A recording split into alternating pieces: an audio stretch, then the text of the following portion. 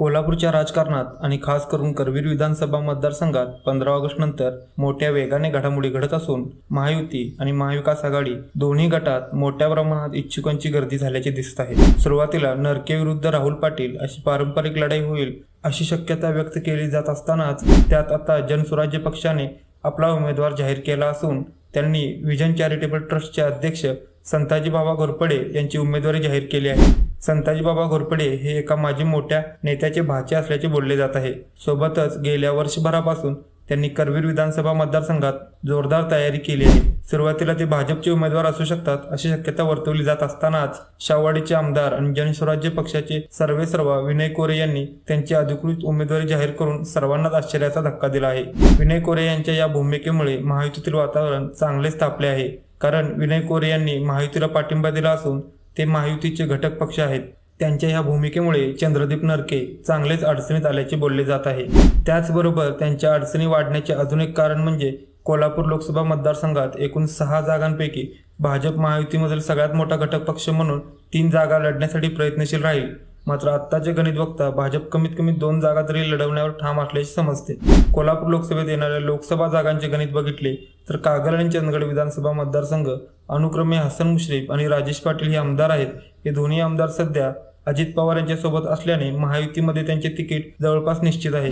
त्याचवेळी राधानगरी बुधरगड मतदारसंघातून प्रकाश आंबेडकर हे शिंदे सेनेकडून विद्यमान आमदार आहेत।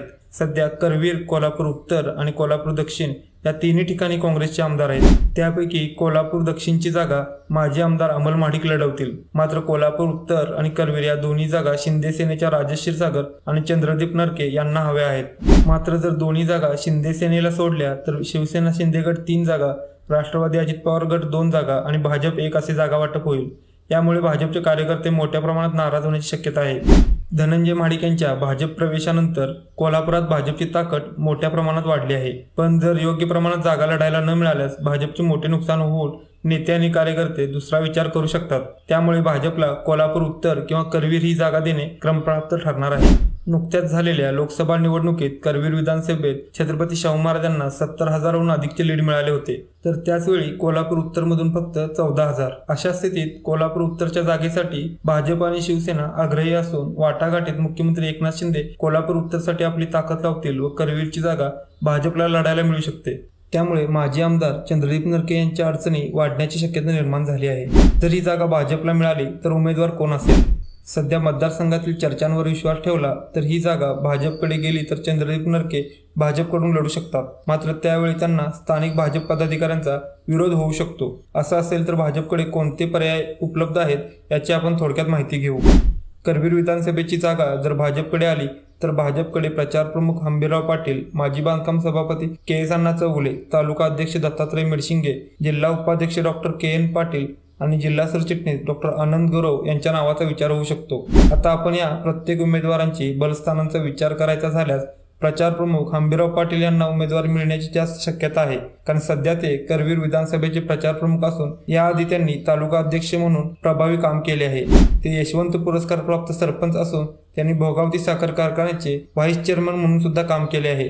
त्यांचे मंत्री चंद्रकांत पाटील आणि खासदार धनंजय महाडिक यांच्यासोबत चांगले संबंध असल्याने त्यांच्या गळ्यात उमेदवारीची माळ पडू शकते। त्यानंतरचे मोठे नाव म्हणजे के.एस. अण्णा चौगुले।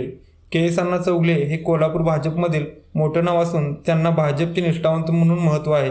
सांगली, सातारा आणि कोल्हापूर या जिल्ह्यातून भाजपकडून निवडून जाणारे पहिले जिल्हा परिषद सदस्य असण्याचा त्यांना बहुमान आहे। त्याचबरोबर त्यांनी बांधकाम सभापती म्हणून केलेले काम हे मोठे आहे।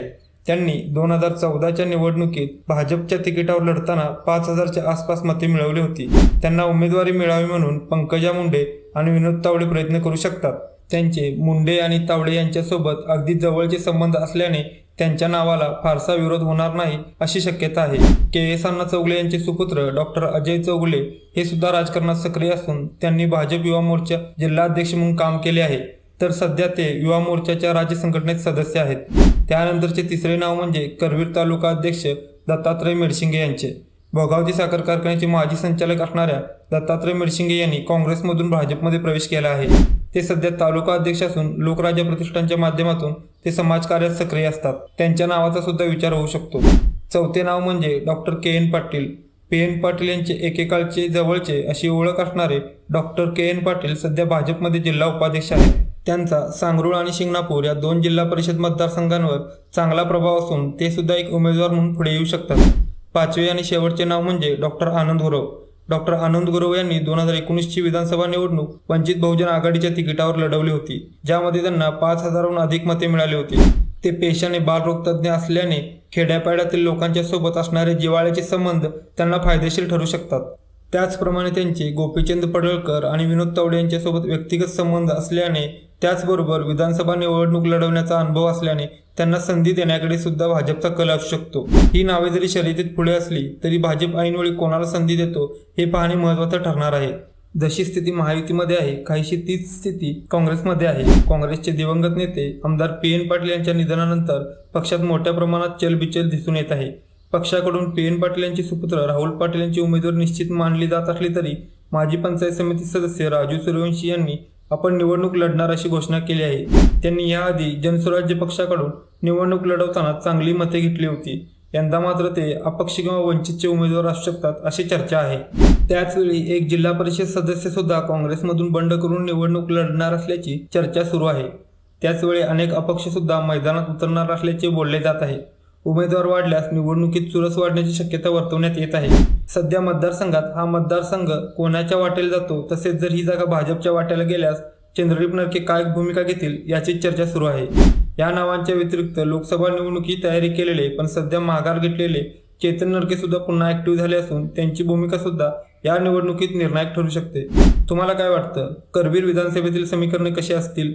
ही जागा भाजपला मिळेल की शिवसेना लढेल? तुमचं मत आम्हाला कमेंट करून सांगा. त्याचबरोबर व्हिडिओ लाईक करून चॅनल सबस्क्राईब करा. जर तुम्ही करवीर विधानसभेचे मतदार असाल किंवा कोल्हापूर जिल्ह्यातील मतदार असाल तर करवीर विधानसभेचा पुढचा आमदार म्हणून कोणाला बघायला आवडेल हे नक्की कमेंट्समध्ये सांगा. जय हिंद, जय महाराष्ट्र.